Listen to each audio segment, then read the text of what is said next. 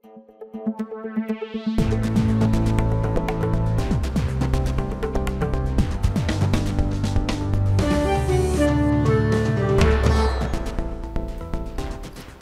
এখন জনপদে, সঙ্গে আছি আমি শরীফ রওশন।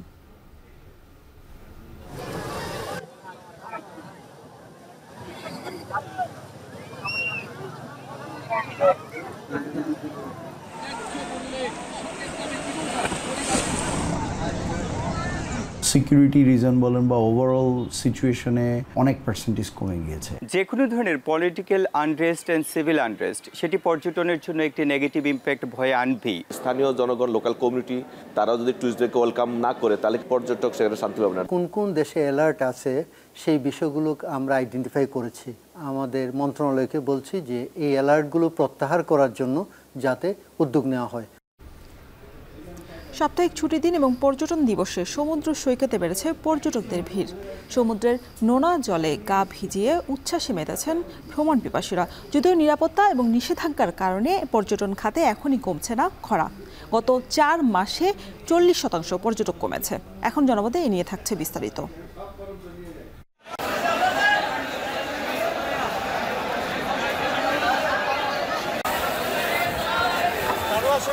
এই সপ্তাহে ইলিশ মাছের দাম কেজিতে প্রায় 100 থেকে 150 টাকা মতন বেড়ে গেছে। যেটা 900 গ্রাম সেটাই চাচ্ছে ওরা 1800 টাকা, 2000 টাকা, 2200 টাকা। জনসাধারণের মাইনে কেনার কথা চিন্তাও করতে পারি না আমরা।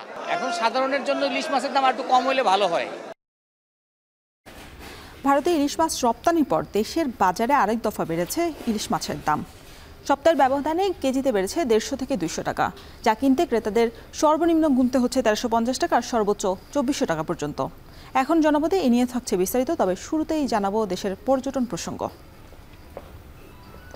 নিরাপত্তা ঝুঁকিতে জাতীয় আর আন্তর্জাতিক নিষেধাজ্ঞায় সংকটে দেশের পর্যটন খাত।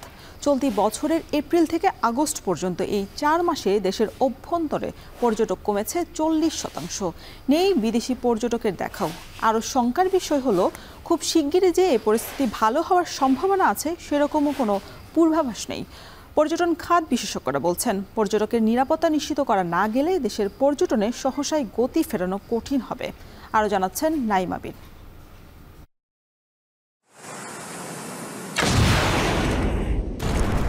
সীমান্তের ওপারের এই সংঘাতের শঙ্কা ছুঁয়েছে দারুচিনি দ্বীপখ্যাত নীল জলরাশির এই সাগর কুমারীকেও। মিয়ানমারে জাতিগোষ্ঠীর মধ্যে চলা সহিংসতার পর থেকে দফায় দফায় নিষেধাজ্ঞার কবলে পড়ে পর্যটক হারিয়েছে সাগর বক্ষের এই প্রবাল দ্বীপটি। নিরাপত্তা ঝুঁকিতে স্বাভাবিক সময়েও পর্যটক মেলেনি আশানুরূপভাবে। প্রায় একই রকমভাবে পাহাড় দেখার সুযোগ থেকে বঞ্চিত হয়েছেন পর্যটকেরা। নানা সতর্কতায় 2022 ও 23 সালে কয়েক দফা পর্যটক নিষেধাজ্ঞা ছিল পার্বত্যের 3 জেলায়। চলতি বছরের শুরুতে পরিস্থিতি স্বাভাবিক হতে শুরু করলেও এপ্রিলে কেএনএফের ফের হামলা ঘিরে তৈরি হয় নতুন অনিশ্চয়তা, যার প্রভাব পড়ে প্রতিবেশী রাঙ্গামাটি ও খাগড়াছড়ি জেলাতেও। পর্যটক শূন্য হয়ে পড়ে পাহাড়। সব মিলিয়ে বাংলাদেশের পর্যটন খাত চলমান সময়ে একটা ভিন্ন রকম সংকটের ভেতর দিয়ে যাচ্ছে। বিশেষ করে দীর্ঘ সময়ের একটি কর্তৃত্ববাদী সরকারের পতন, তার বিপরীতে ছাত্র জনতার আন্দোলনেরও একটি বড় প্রভাব পড়েছে এই খাতটিতে। বিভিন্ন হিসাব মতে সাম্প্রতিক অস্থিরতায় কম করে 10টি দেশের নাগরিকদের বাংলাদেশ ভ্রমণের ব্যাপারে সতর্কতা জারি করা হয়েছে। ট্যুর অপারেটররা বলছেন, চলতি বছরের এপ্রিল থেকে আগস্ট পর্যন্ত এই 4 মাসে দেশের অভ্যন্তরে পর্যটক কমেছে 40%। নেই বিদেশি পর্যটকের দেখাও। আরও শঙ্কার বিষয় হলো খুব শিগগিরই যে এই পরিস্থিতি স্বাভাবিক হবার সম্ভাবনা রয়েছে সেরকমও কোনো পূর্বাভাস নেই। সিকিউরিটি রিজন বলেন বা ওভারঅল সিচুয়েশনে অনেক পার্সেন্টেজ কমে গিয়েছে। আপনি যদি বলেন সুন্দরবন, কক্সবাজার, সিলেট, সো প্রত্যেকটা জায়গায় আমরা যদি লক্ষ্য করি যে সেপ্টেম্বর থেকে সুন্দরবনের কিন্তু একটা বেশ ভালো প্রেশার থাকে।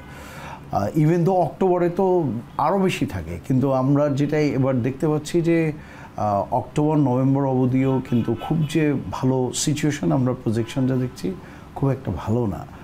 পর্যটন খাত বিশেষজ্ঞরা বলছেন, একজন পর্যটকের ভ্রমণের প্রধান শর্তই হলো নিরাপত্তা। পর্যটকের নিরাপত্তা নিশ্চিত করা না গেলে দেশের পর্যটনে সহসাই গতি ফেরানো কঠিন হবে। যে কোনো ধরনের political unrest and civil unrest সেটি পর্যটনের জন্য একটি নেগেটিভ ইম্প্যাক্ট ভয়ে আনবেই। আমরা আমাদের আজকে world longest unbroken Sandy sea beach আমাদের রয়েছে কক্সবাজার, এবং আমাদের বাংলাদেশে কিন্তু 3টি ওয়ার্ল্ড হেরিটেজ যে ডেস্টিনেশন রয়েছে সেই জায়গাগুলোর প্রপার ব্র্যান্ডিং আমরা যদি করতে পারি তাহলেই কিন্তু আন্তর্জাতিক পর্যটকদেরকে আমরা কিন্তু আরও বেশি আকৃষ্ট করতে পারবো। স্থানীয় জনগণ, লোকাল কমিউনিটি তারাও যদি টুরিস্টদেরকে ওয়েলকাম না করে তাহলে কিন্তু সেখানে আপনি যতই টুরিস্ট পুলিশদের যতই মানে নিরাপত্তা চাদরে মানে বলয়ে করে রাখি না কেন, পর্যটক সেখানে শান্তি পাবে না। লোকাল পিপল যদি ওয়েলকামিং হয়, হাসি মুখে তাদের পণ্যগুলি দেয়, খাবারটা দেয়, তাহলে কিন্তু এটা সবচেয়ে বড় একটা শান্তির বিষয়, সবচেয়ে বড় নিরাপত্তা। দেশের প্রধান 124টি পর্যটন কেন্দ্রে পর্যটকের নিরাপত্তা দিতে কাজ করছে টুরিস্ট পুলিশ। চলমান সংকট মোকাবিলায় নিরাপত্তা জোরদার করেছে প্রতিষ্ঠানটি। কেউ যদি টুরিস্ট পয়েন্টে কেউ কোনোভাবে হ্যারাসমেন্ট হয়, তারা তাৎক্ষণিকভাবে আমাদের কিন্তু অবহিত করলে, কিছুদিন আগে কক্সবাজারে একটা ইনসিডেন্ট ঘটেছিল, আমরা কিন্তু 24 ঘন্টার মধ্যে তারা গ্রেপ্তার করতে সক্ষম হয়েছি। এবং আমরা সকল টুরিস্ট পয়েন্টে কিন্তু আমাদের এগুলা ইনস্ট্রাকশন দেওয়া থাকে। আর বাংলাদেশে ভ্রমণ নিষেধাজ্ঞা দেয়া দেশগুলোকে চিহ্নিত করে সতর্কতা তুলে নিতে ইতিমধ্যে কাজ শুরু করেছে বাংলাদেশ ট্যুরিজম বোর্ড। দুইটা বিষয় যে আমরা হচ্ছি যে কোন কোন দেশে অ্যালার্ট আছে সেই বিষয়গুলো আমরা আইডেন্টিফাই করে আমরা আমাদের মন্ত্রণালয়কে বলছি যে এই অ্যালার্টগুলো প্রত্যাহার করার জন্য যাতে উদ্যোগ নেওয়া হয়।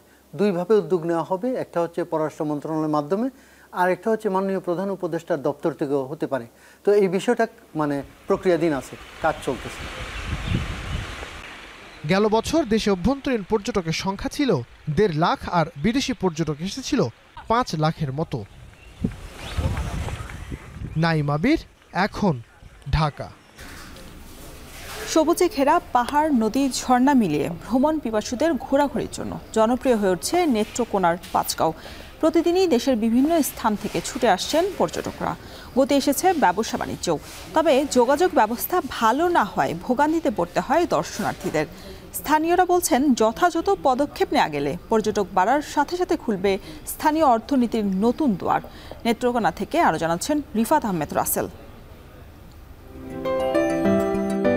পাহাড়ি সৌন্দর্যে ঘেরা নেত্রকোনার সীমান্তবর্তী উপজেলা কলমাকান্দা। সবুজে ঘেরা পাঁচগাঁওয়ের উঁচু নিচু পাহাড়ের সৌন্দর্যে মুগ্ধ হবেন যে কেউ। রোদ বৃষ্টির সাথে সাথে পাল্টায় এখানকার প্রকৃতি। পাঁচগাঁওয়ের পাহাড়ি এলাকা ঘিরে উকি দিচ্ছে নতুন সম্ভাবনার। পাহাড়ের সৌন্দর্যের মতোই নানা ইতিহাস রয়েছে সীমান্তবর্তী পাঁচগাঁওকে ঘিরে। ঢেউ খেলানো পাহাড়গুলোকে তুলনা করা হয় 4 সওদাগরের ডিঙার সাথে, তাই এলাকার নাম হয়েছে চন্দ্রডিঙা। পাহাড়গুলোর মাঝে রয়েছে বেশ কয়েকটি ঝর্ণা। জুন থেকে সেপ্টেম্বর পর্যন্ত ঝর্ণার পানি থাকায় দর্শনার্থীদের পদচারণাও থাকে বেশি। জায়গাটার কথা যদি বলি তাহলে এটা ভাষায় প্রকাশ করা যাবে না, যা অপূর্ব একটা সৌন্দর্য। দেখার মতো মনোরম পরিবেশ আছে, এখানে আরো অনেকেই আসছে দেখার জন্য। আমরা ওদের কথা শুনে এখানে আসছি দেখার জন্য। শুক্র আর শনিবারে বেশ পর্যটক থাকে, বিজিবিরাও এখানে থাকে, সেজন্য আমরা মনে করেছি নিরাপদ। এই পাহাড়ের উপর ভর করে জীবিকা চলে চিত্রা সাংমার। প্রতিদিন বিক্রি করেন চকলেট, বিস্কিট সহ নানা পণ্য। পর্যটকরাই তার একমাত্র ক্রেতা। পর্যটকদের আগমন বাড়লে আয়ও বাড়বে বলে মনে করছেন। ব্যবসা করে এগুলাই চলি, গরিব মানুষ আমি, এগুলা রাস্তাঘাট হইলে ভালো হইতো। প্রথমে একটা দোকান ছিল, এখন 5টা দোকান হয়েছে। 5টা দোকানের ভিতরে 2টা হোটেল আর 3টা হয়েছে আপনার কসমেটিকের মাল। পর্যটন স্থানটিকে ঘিরে স্থানীয় ব্যবসা বাণিজ্যে গতি ফিরেছে। পাহাড়ের আশপাশে তৈরি হয়েছে ছোট বড় বিভিন্ন দোকান। পর্যটকদের চাহিদার কথা মাথায় রেখে স্থানীয়রাও তৈরি করছেন আরও কিছু দোকান। দিন দিন পাহাড়ি এই অঞ্চলে বাড়ছে ব্যবসায়ের পরিধি। আগে পর্যটকটা আসলে কোনো খাবার দাবার জিনিস পাইতো না, কিন্তু এখন আসলে খাবার দাবার পায়। নরমাল একটা হোটেল, কিন্তু খাবার দাবারের মান খুবই ভালো, খুব মজা করে খেয়েছি আমরা সবাই। অপার সম্ভাবনাময় স্থানটিতে যাতায়াতে নেই ভালো সড়ক যোগাযোগ। প্রায় 2 কিলোমিটার সড়ক এখনও কাঁচা থাকায় পাহাড় দেখতে পায়ে হেঁটে যেতে হয় পর্যটকদের। বৃষ্টি কিংবা পাহাড়ি ঢলে এ পথও বন্ধ হয়ে যায়। তবে কিছুটা স্বস্তি ফিরেছে নতুন সীমান্ত সড়কে। স্থানীয়রা বলছেন, পাহাড়ি এই অঞ্চলকে আরও ঢেলে সাজানো গেলে দিন দিন পর্যটকদের পাশাপাশি বাড়বে আয়ের পথ। ওখান তো মোটামুটি ভালোই লোকজন আসতে আছে। রাস্তাঘাটের লেগে পরিস্থিতি লেগে বর্ষাকালে লোকজন আসতে পারে না, অন্যকালে তো আসতে পারে কোনো রকম। মেন রাস্তার পর থেকে দেখবেন এখানে একটা রাস্তা আছে, ভাঙা রাস্তা। এটার জন্য কিন্তু আমরা দেখতেছি পর্যটক বেশি আসতে পারে না, খুব সমস্যা দেখা দেয়। তবে জেলা প্রশাসক বলছেন, পর্যটকদের আকৃষ্ট করতে চন্দ্রডিঙার পাহাড়কে ঢেলে সাজানো হচ্ছে। যোগাযোগ ব্যবস্থা উন্নত করার জন্য ইতিমধ্যেই বেশ কিছু পদক্ষেপ নেওয়া হয়েছে। স্থানীয়ভাবে কিন্তু আমরা একটি পর্যটন স্পট ছোটোখাটো হলেও আমরা সেটা তৈরি করছি এবং সেখানে কিন্তু পর্যাপ্ত পর্যটক যাচ্ছেন, সেই সুবিধাটা তারা নিচ্ছেন। পর্যটনকে যেন আরও বেগবান করা যায় তার জন্য আমি পর্যটন চেয়ারম্যান স্যারের সাথে কথা বলেছি। স্যারও বলেছেন এই বিষয়ে স্যার পরিকল্পনা গ্রহণ করবেন। এই চন্দ্রডিঙ্গার পাহাড় ছাড়াও পার্শ্ববর্তী লিঙ্গোরা গ্রামে রয়েছে নদী, পাহাড় সহ মুক্তিযুদ্ধের স্মৃতি। এছাড়া দুর্গাপুরের সাদামাটির পাহাড়, সোমেশ্বরী নদী সহ রয়েছে অসংখ্য পর্যটন স্পট। এত সম্ভাবনাময় থাকার পরেও এ জেলার অর্থনীতিতে তেমন একটা যোগান নেই পর্যটন খাত থেকে। রিফাত আহমেদ রাসেল, এখন নেত্রকোনা। সাপ্তাহিক ছুটির দিন ও পর্যটন দিবসে সমুদ্র সৈকতে বেড়েছে পর্যটকদের ভিড়। সাগরের নোনা জলে গা ভিজিয়ে উচ্ছ্বাসে মেতেছেন ভ্রমণ পিপাসুরা। পর্যটক সমাগম বাড়ায় স্বস্তি ফিরেছে ব্যবসায়ীদের মাঝেও। এ বিষয়ে আরও বিস্তারিত জানাতে কক্সবাজার সমুদ্র সৈকতের সুগন্ধা পয়েন্ট থেকে যুক্ত হচ্ছেন সহকর্মী মন্তোষ বেতজ্ঞ ও কুয়াকাটা থেকে যুক্ত হচ্ছেন সহকর্মী জসিম পারভেজ। শুরুতেই চলে যেতে চাই মন্তোষের কাছে। মন্তোষ, জানাবেন ছুটির দিন, তার উপর আবার পর্যটন দিবস, পর্যটকদের ভিড় কেমন দেখছেন এবং পর্যটন কেন্দ্রিক যে ব্যবসা বাণিজ্য তা কতটা জমে উঠেছে?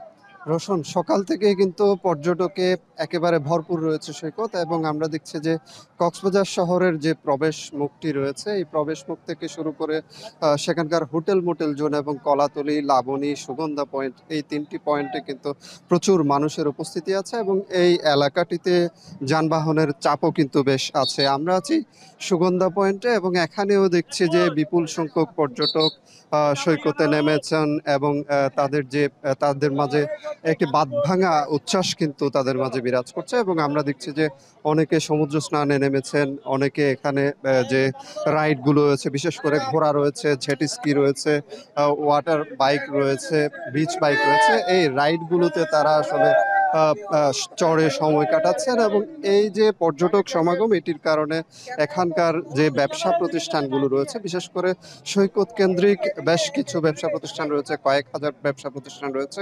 শুধু সৈকতেই সমুদ্র সৈকতের সুগন্ধা পয়েন্টে ব্যবসা প্রতিষ্ঠান আছে ৩০০ শতাধিক।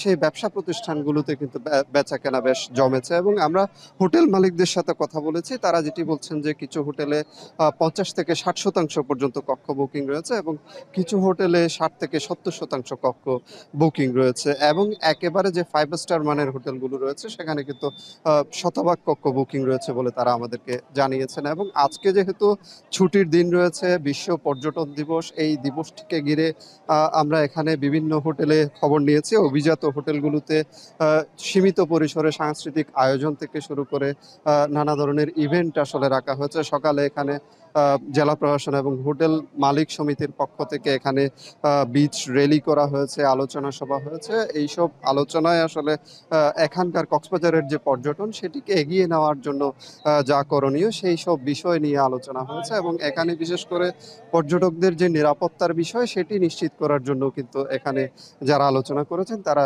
সেটি বলছিলেন। এবং এখানে আমরা পর্যটকদের সাথে কথা বলেছি, তারা যেটি বলছেন যে মাঝখানে রাজনৈতিক অস্থিরতার কারণে বেশ কিছুদিন তারা কক্সবাজার আসার ইচ্ছের পরও কিন্তু অনেকেই কক্সবাজার ভ্রমণে আসতে পারেনি। তবে ক্রমশ পরিস্থিতি স্বাভাবিক হওয়ার পর থেকে আসলে পর্যটক উপস্থিতি আবারও বেড়েছে, যেহেতু পরিস্থিতি স্বাভাবিক রয়েছে। এবং আমরা এখানে একটি বিষয় উল্লেখ রাখি, এখানে সৈকতের যে নিরাপত্তা ব্যবস্থা, ট্যুরিস্ট পুলিশ কিংবা সৈকত ব্যবস্থাপনা কমিটির সাথে যারা জড়িত তাদের যে নিরাপত্তা সেটিতে কিছুটা ঘাটতি রয়েছে। এখানে তাদের যে অবাধ বিচরণ, অন্য সময়ে তাদের যে তৎপরতা সেটি কিছুটা আসলে এখন পর্যন্ত কম রয়েছে।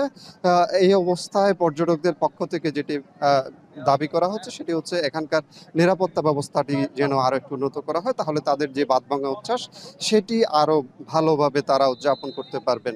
রোশন, এই ছিল আমার কাছে কক্সবাজার সৈকত থেকে সবশেষ। আমরা কক্সবাজারের খবর জানছিলাম, এবার জানতে চাই কুয়াকাটার ভ্রমণ পিপাসু মানুষের খবর। জসিম, আপনার পেছনে অনেক মানুষ দেখছি, তবে পর্যটন দিবস উপলক্ষে ব্যবসায়ীরা বিশেষ কোনো অফার রাখছেন কিনা পর্যটন বেশি ফেরানোর জন্য?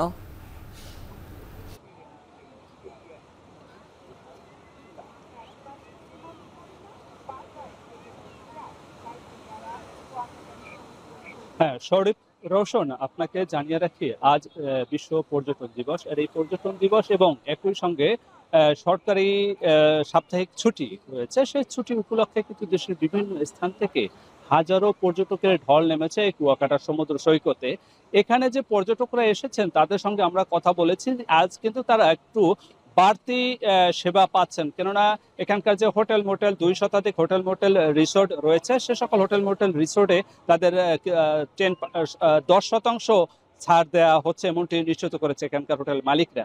একই সঙ্গে এখানকার যে অন্য ব্যবসায়ী রয়েছে তারা আমাদেরকে নিশ্চিত করেছে যে তাদের ব্যবসা প্রতিষ্ঠান পরিষ্কার পরিচ্ছন্নতা তারা বজায় রেখেছে। একই সঙ্গে যে আজ সকালে কিন্তু এখানে জেলা প্রশাসন এবং উপজেলা প্রশাসনের উদ্যোগে এখানে র্যালি শোভাযাত্রা করা হয়েছে পর্যটন দিবস উদযাপন উপলক্ষে। একই সঙ্গে বিচ ক্লিনিং সমুদ্র সৈকত পরিষ্কার পরিচ্ছন্নতা অভিযান পরিচালনা করেছে।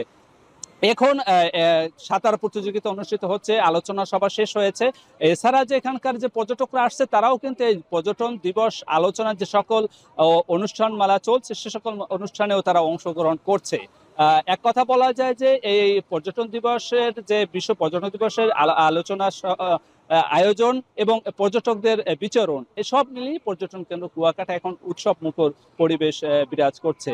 এখানকার যে আগত পর্যটকরা তারা এই কুয়াকাটা সৈকতের বিভিন্ন বনানীতে ঘুরে বেড়াচ্ছে এবং এখানকার যে ঐতিহ্য বহনকারী যে পালতোলা নৌকা এবং এখানকার রাখাইন মন্দির এবং সেই রাখাইন যে কুয়োর নামে পর্যটন কেন্দ্র কুয়াকাটা নামকরণ করা হয়েছে, সেই কুয়ো দেখার জন্য মানুষ এখানে ভিড় করছেন। এক কথা বলা যায় যে এই পর্যটন কেন্দ্র কুয়াকাটা এখন পর্যটকদের মিলন মেলা এবং আনন্দ বিনোদনের একটি কেন্দ্রে পরিণত হয়েছে। এখন থেকে যেহেতু বর্ষা মৌসুম শেষ হয়ে যাচ্ছে, আগামী যে শীত মৌসুমে দেশের বিভিন্ন স্থান থেকে হাজার হাজার পর্যটকের ঢল নামবে এই পর্যটন কেন্দ্র কুয়াকাটা সৈকতে, এমনটি প্রত্যাশা করছেন ব্যবসায়ীরা এবং বাণিজ্যিকভাবে গতিশীল হবে পর্যটন শিল্প। এই ছিল আমার কাছে সবশেষ। পর্যটন দিবসে পর্যটন কেন্দ্রিক ব্যবসা বাণিজ্যের খবর জানাতে যুক্ত ছিলেন সহকর্মীরা। ভারতের রপ্তানির শুরুর পর থেকেই দেশের বাজারে আরেক দফা বেড়েছে ইলিশের দাম। বরিশালে সর্বনিম্ন 1350 টাকা আর সর্বোচ্চ 2400 টাকা পর্যন্ত গুনতে হচ্ছে ক্রেতাদের। সপ্তাহের ব্যবধানে কেজিতে দাম বেড়েছে 150 থেকে 200 টাকা পর্যন্ত।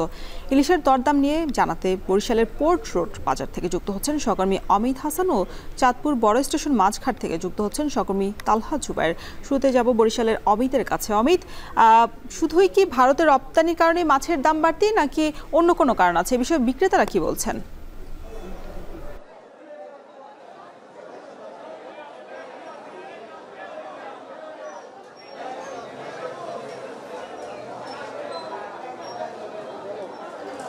রওশন, বরিশালে কিন্তু এই চলতি মৌসুমের শুরু থেকেই বরিশালে ইলিশের বাজার সেটি কিন্তু বেশ চড়া যাচ্ছে এবং এই কিছুদিন আগে যে ভারতে মাছ রপ্তানির খবরে কিন্তু সেই দামটি আরও বৃদ্ধি পেয়েছে এবং গতকালকে বরিশাল থেকে 3 টন ইলিশ মাছ কিন্তু ভারতের উদ্দেশ্যে পাঠানো হয়েছে, যার কারণে আজকে বাজারের কথা যদি বলি বাজারে কিন্তু ইলিশের দাম বেশ চড়া যাচ্ছে। এবং যদি একটু দাম বলি যে 500 থেকে 600 গ্রাম ওজনের যে ইলিশ রয়েছে সেগুলো কিন্তু আজকে খুচরা বাজারে 1350 থেকে প্রায় 1400 টাকা পর্যন্ত বিক্রি হচ্ছে। এছাড়া 700 থেকে 900 গ্রাম 1650 থেকে 1700, 1 কেজি ওজনের যে ইলিশ রয়েছে সেটি প্রতি কেজি 1800 থেকে 1900 টাকা, 1200 গ্রাম 1950 থেকে 2000 এবং 1.5 কেজি ওজনের যে ইলিশ রয়েছে সেটি 2300 থেকে 2400 টাকা কেজি দরে বিক্রি হচ্ছে। গত সপ্তাহের তুলনায় এই সপ্তাহে কিন্তু প্রায় 150 থেকে 200 টাকা প্রতি কেজি ইলিশ মাছে বেড়েছে এবং চলতি মৌসুম যেহেতু প্রথম থেকেই বাড়তি সেই কারণে কিন্তু এখন সেটা আরও বেড়ে গেছে, যার কারণে ক্রেতারা কিছুটা হিমশিম খাচ্ছে। এবং এই পোর্ট রোড পাইকারি মাছ বাজারটি একসময় ইলিশের জন্য বেশ পরিচিত ছিল এবং প্রতিদিন প্রায় 1.5-2 হাজার মন ইলিশ কিন্তু এখানে সরবরাহ হতো এবং বেচা কেনা হতো। সেখানে এখন 5 থেকে 10 মন ইলিশই কিন্তু বেশ কষ্টসাধ্য হয়ে যাচ্ছে সরবরাহ করতে। এবং আরেকটু যদি জানিয়ে রাখি যে ইলিশগুলো সরবরাহ করা হয় সেগুলো আকারে কিন্তু বেশ ছোট এবং দামও চড়া।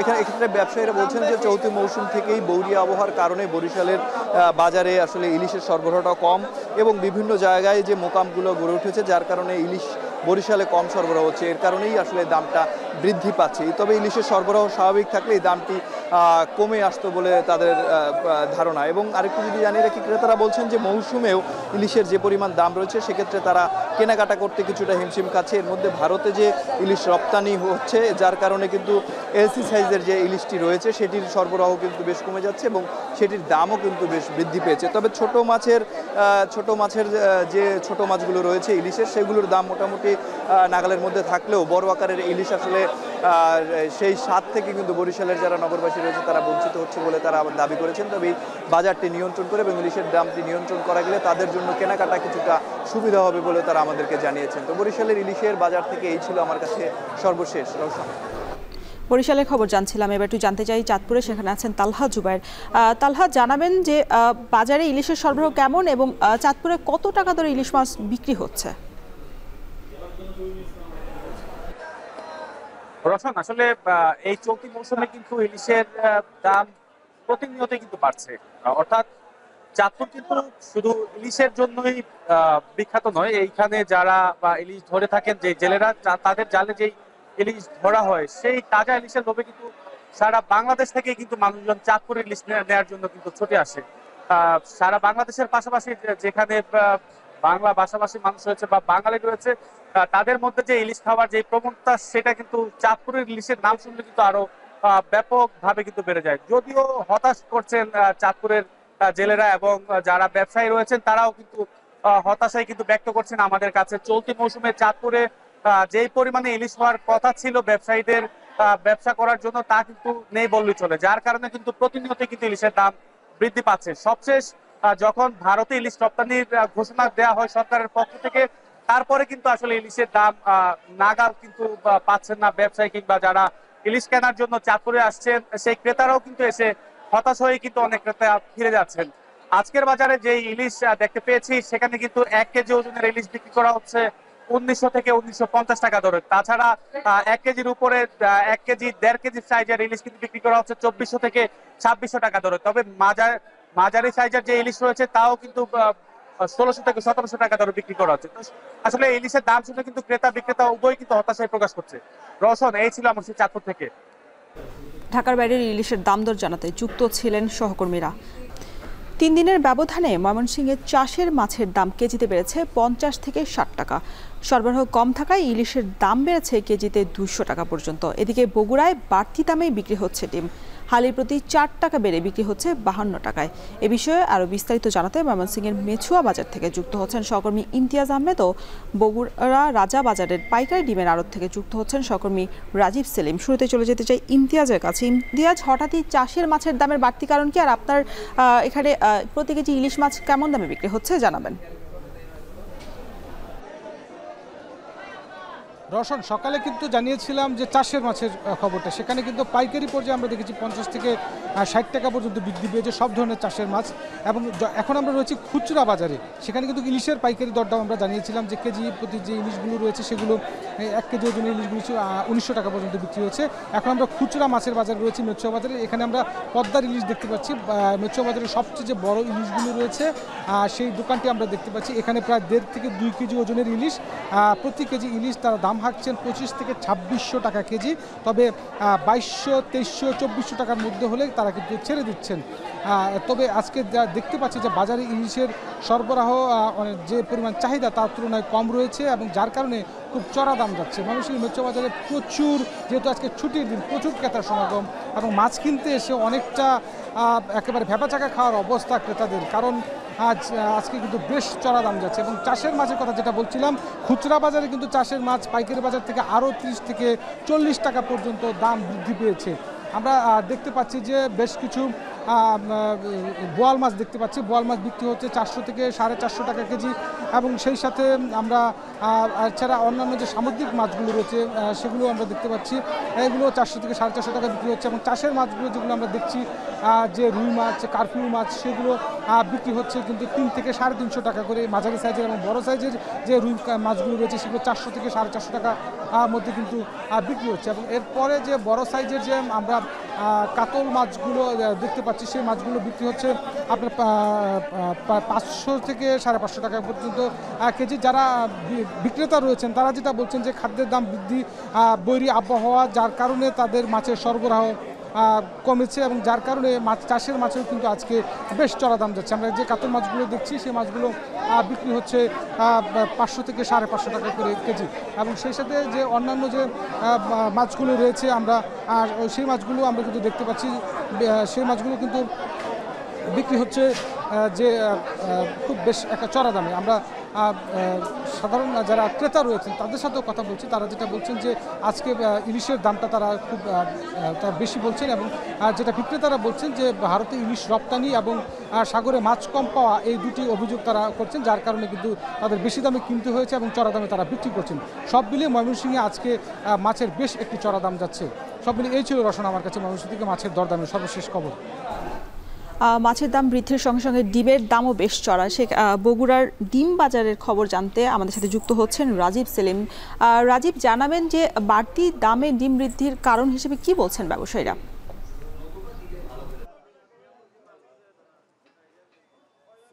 ডিমের বাজার ঊর্ধ্বমুখী। এটি বছরের বিভিন্ন সময়ে আমরা ডিমের বাজারে অনিয়ন্ত্রিত দাম লক্ষ্য করে থাকি। এই সময়ও ডিমের একইভাবে বাজার মূল্য বেড়ে গেছে। এই বাজার নিয়ন্ত্রণের জন্য মধ্যবিত্ত এবং নিম্নবিত্তদের যে খাদ্য তালিকা বা বাজার তালিকা, সেটিতে ডিমের নামটি রাখতেই সরকারিভাবে ডিমের নাম নির্ধারণ করে দেওয়া হয়েছে। ডিমের দাম নির্ধারণ করা হয়েছে 11 টাকা 87 পয়সা খুচরা বাজারে, সেটি বগুড়ার বাজারে বিক্রি হচ্ছে 13 টাকায়। এই 13 টাকা বিক্রির কারণ হিসেবে তারা জানাচ্ছেন যে বগুড়ায় যে ডিম উৎপাদন হয় সেই ডিম দিয়ে বগুড়ার চাহিদা পূরণ হচ্ছে না, যে কারণে ডিম আনতে হচ্ছে রাজশাহী এবং রংপুর থেকে। সে কারণে ডিমের দাম কিছুটা বৃদ্ধি পাচ্ছে। তাছাড়া ডিম পরিবহনের ক্ষেত্রে তাদের পরিবহনের ক্ষেত্রে কিছু ডিম ভেঙে যাচ্ছে, ফেটে যাচ্ছে, সেগুলো সহ তাদের ডিম যে ক্রয় মূল্য সেটি হচ্ছে 12 টাকা থেকে 12.5 টাকা। সেই 12.5 টাকায় ডিম কিনে তারা 13 টাকায় বিক্রি করছেন। তাছাড়া ডিম যে ফেটে যাওয়া, ভেঙে যাওয়া, এই সব মিলিয়ে তাদের গড় পড়তায় 13 টাকা বিক্রি করতে হচ্ছে। তাছাড়া আমরা প্রান্তিক খামারিদের সাথে কথা বলেছি, তারা আমাদেরকে যেটি জানিয়েছেন যে গেল কদিন বৃষ্টির আগে যে তীব্র তাপদাহ ছিল, সেই তাপদাহে মুরগি মারা যাচ্ছিল, আর সেই মুরগিকে বাঁচিয়ে রাখতে তাদের অতিরিক্ত ফ্যান ব্যবহার করতে হয়েছে। সে সময় তাদের যে জেনারেটর চালাতে হয়েছে, সেই জেনারেটরের খরচ কিন্তু ডিমের উৎপাদন খরচের সাথে যোগ হয়েছে, যে কারণে ডিমের দাম কিছুটা বৃদ্ধি পেয়েছে। এছাড়া আরও খাদ্য এবং ডিমের উৎপাদনের ক্ষেত্রে যে জিনিসগুলো প্রয়োজন হয়, যে অনুষঙ্গগুলো লাগে, মুরগির খাবার, তাছাড়া ওষুধ, ভ্যাকসিন, সব মিলিয়ে সব কিছুর দাম বৃদ্ধি, এবং সেটি একটি সিন্ডিকেটের মাধ্যমে দাম বৃদ্ধি করা হয়, সেটি জানাচ্ছিলেন আমাদেরকে প্রান্তিক খামারিরা। প্রান্তিক খামারিদের আরও কিছু অভিযোগ রয়েছে যে বিভিন্ন রকমভাবে তাদের কাছ থেকে যারা ডিম কিনছেন তারাও সেভাবে মূল্য যেভাবে দিচ্ছেন, কয়েকটি হাত বদল হচ্ছে। এই হাত বদলের কারণে ডিমের দাম আরও বৃদ্ধি পাচ্ছে। যেমন খামারিদের কাছ থেকে যে আড়তদারের কাছে যাচ্ছে, সেখানে কিছু অবৈধ যে মজুদদার থাকে, অসাধু ব্যবসায়ী থাকে, সে কারণেও কিছুটা ডিমের দাম বৃদ্ধি পাচ্ছে বলেন জানিয়েছেন। আর সাধারণ মানুষের সাথে আমরা কথা বলেছি, সাধারণ মানুষ যেটি আমাদেরকে জানিয়েছেন যে তাদের নাভির শ্বাস উঠে যাচ্ছে এই ডিম কিনতে, তাদের খাদ্য তালিকায় আর ডিম রাখা সম্ভব হচ্ছে না। আমরা ভোক্তা অধিকারের যিনি নির্বাহী ম্যাজিস্ট্রেট রয়েছেন তার সাথে কথা বলেছি, তিনি আমাদেরকে জানিয়েছেন যে বগুড়ায় যে ডিম উৎপাদন হচ্ছে সেই ডিমের দাম সরকার নির্ধারিত যে দাম, সেই দাম রয়েছে। তবে বগুড়ার বাইরে থেকে যে ডিমগুলো আনা হচ্ছে বগুড়ার চাহিদা পূরণ করার জন্য, সেই ডিমের দাম কিছুটা বেশি, যে কারণে বাজারে 12 টাকা 12.5 টাকায় খুচরা বিক্রেতারা কিনে 13 টাকায় বিক্রি করছেন। এই ছিল আমার কাছে সবশেষ বগুড়া থেকে ডিমের বাজারের খবর। রওশন। ডিম ও মাছের বাজারের সবশেষ পরিস্থিতি জানাতে বগুড়া ও ময়মনসিংহ থেকে যুক্ত ছিলেন সহকর্মীরা। টানা 3 দিন ধরে বৃষ্টিপাত অব্যাহত রয়েছে সৈয়দপুরে। সকাল 9টা পর্যন্ত 24 ঘন্টায় রেকর্ড করা হয়েছে 150.2 মিলিমিটার বৃষ্টিপাত। বৃষ্টিতে ভোগান্তি হলেও তাপপ্রবাহ কমায় স্বস্তি ফিরেছে জনজীবনে। এই বিষয়ে আরও বিস্তারিত জানাতে সৈয়দপুর থেকে যুক্ত হচ্ছেন সহকর্মী আমিরুল বাপ্পি। বাপ্পি, জানাবেন বৃষ্টিতে জলাবদ্ধতা তৈরি হয়েছে কিনা এবং যারা স্থানীয়রা আছেন তারা কতটা ভোগান্তিতে পড়েছেন?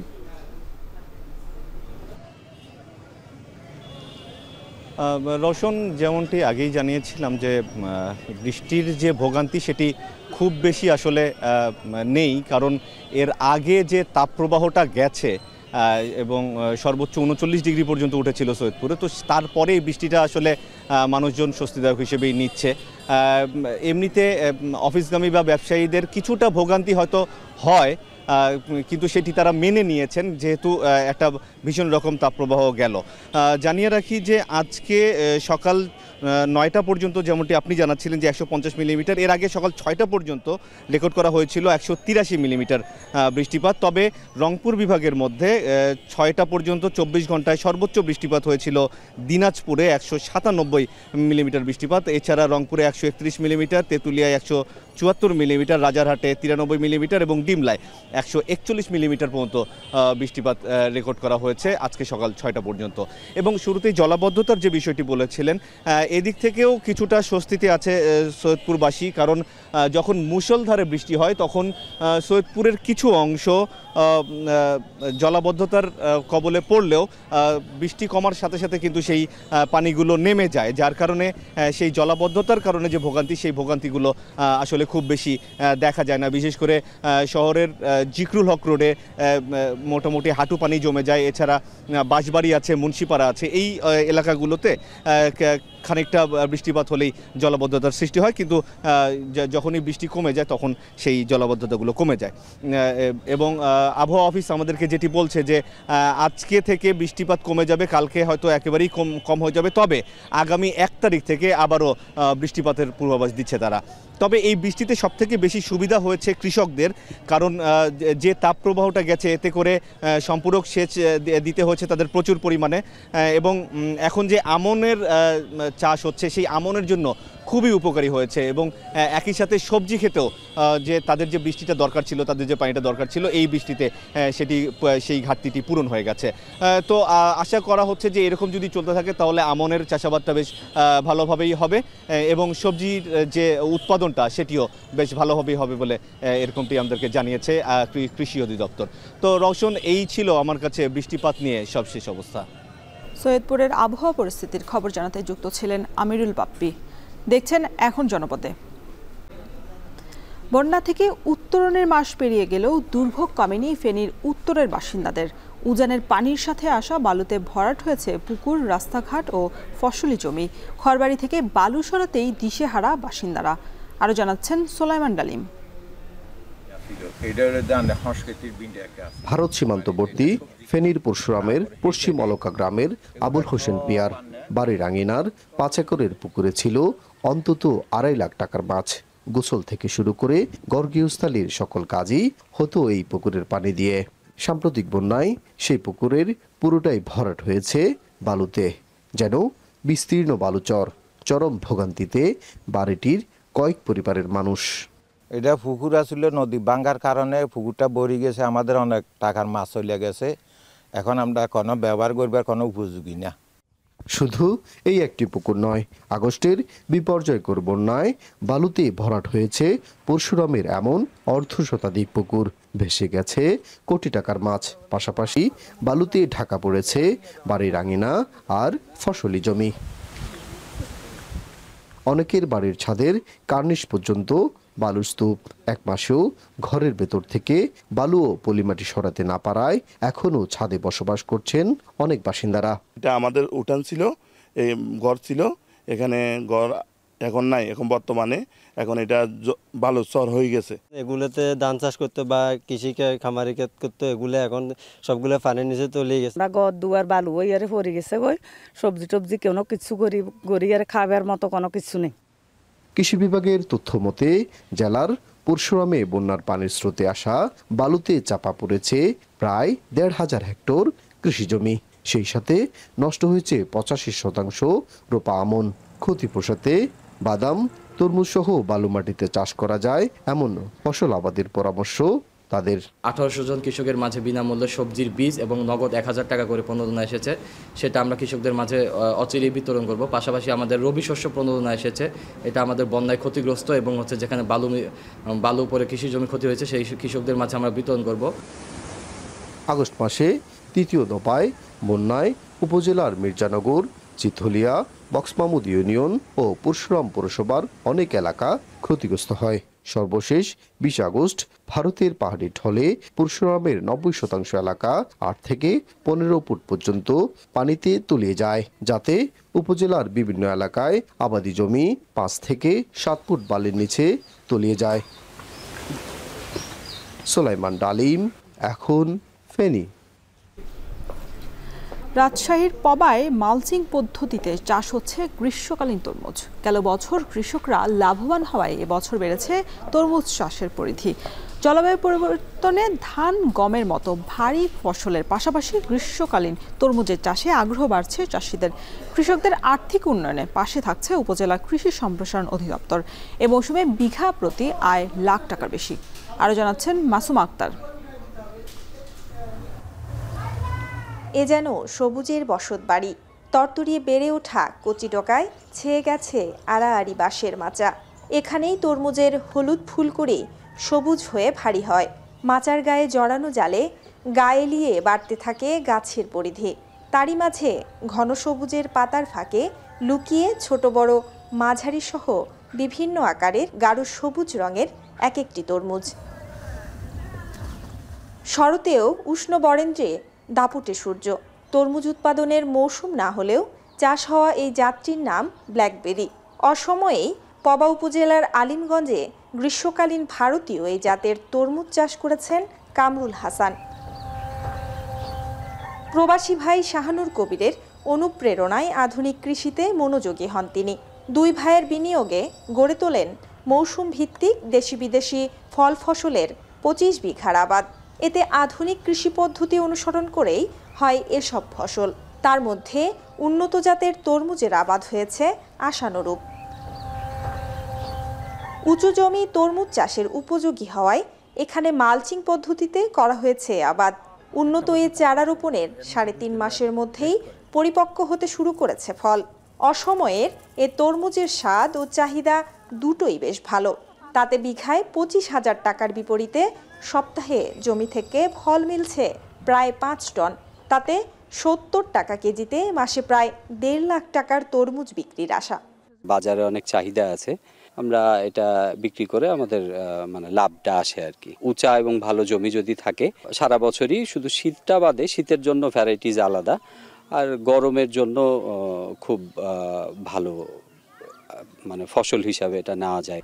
তুলনামূলক লাভজনক হওয়ায় ভিন্ন মৌসুমে উৎপাদিত এই তরমুজ চাষে আগ্রহ বাড়ছে চাষিদের। তাই ভূগর্ভস্থ পানি ও জলবায়ু পরিবর্তনের এ সময়ে কৃষি থেকে আর্থিক লাভের আশায় আগামীতে ধান ও ভুট্টার মতো ফসলের পাশাপাশি গ্রীষ্মকালীন এ তরমুজ চাষ করতে চান স্থানীয় কৃষকরা। আমাদের বাড়ির পাশেই আমরা তাই দেখছি, এরপরে আমরাও চেষ্টা করব আবাদ করার জন্য। যেহেতু এখানে এটা লাভজনক ফসল, এর জন্য আমরাও তরমুজ করতে চাচ্ছি। ধানের আবাদ করি, তা আগামীতে এই তরমুজ 1 বিঘা জমি আমি আবাদ করব। মৌসুম ভেদে হরেক রকম সবজির চাষাবাদ হলেও রাজশাহীর পবা উপজেলায় তরমুজের চাষ হয় না বললেই চলে। তাই এ ধরনের লাভজনক ফসল উৎপাদনে উদ্বুদ্ধ করার পাশাপাশি সার্বিক সহযোগিতা করছেন উপজেলা কৃষি কর্মকর্তারা। ম্যানেজমেন্ট কিভাবে করতে হবে, রোপণ কিভাবে করতে হবে, কখন সার দিতে হবে, কখন সেচ দিতে হবে, কখন আগাছা দমন করতে হবে, কিভাবে করতে হবে, এই ম্যানেজমেন্টগুলো আমরা উপজেলাতে তাদেরকে প্রশিক্ষণ দিয়ে থাকি। যারাই আসবে, যেসব কৃষকই আসবে আগ্রহ দেখিয়ে বা আমরা তাদেরকে পরামর্শ দিয়ে যাচ্ছি। গেল রবি মৌসুমে জেলায় তরমুজের আবাদ হয়েছিল 10.11 হেক্টর জমিতে, আর উৎপাদন হয়েছিল 333 টন তরমুজ, যা থেকে কৃষকের আয় হয় প্রায় 26 কোটি টাকা। মাসুম আক্তার, এখন, রাজশাহী। শেষ করছি এখন জনপদে। এখন টেলিভিশন ওয়েবসাইটে দেখতে ভিজিট করুন www.এখন.tv। এছাড়া এখন টেলিভিশন ফেসবুকে দেখতে ভিজিট করুন facebook.com/tv.এখন এবং ইউটিউবে সংযুক্ত থাকতে ভিজিট করুন youtube.com/c/এখন tv।